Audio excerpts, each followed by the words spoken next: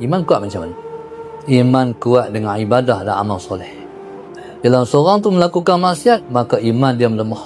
Bila mana dia melakukan amal yang taat, iman dia meningkat.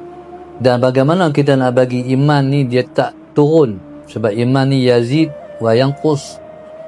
Iman bertambah dan iman mengurang. Iman para malaikat konsisten, tetap.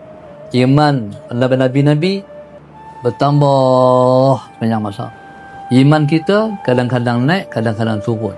Jadi macam mana kita nak bagi iman kita tu tak turun? Kekal dengan satu amal soleh. Secara istiqamah tak tinggal apa pun. Kalau kita nak buat istiqamah kita Yasin, baca Yasin. Kalau kita nak buat istiqamah kita ialah tahajud, bayang tahajud. Kalau kita nak jadikan istiqamah kita ialah duha, bayang duha. Apa saja istiqamah. Itu menyebabkan amalan kita, menyebabkan iman kita tu dia tak turun.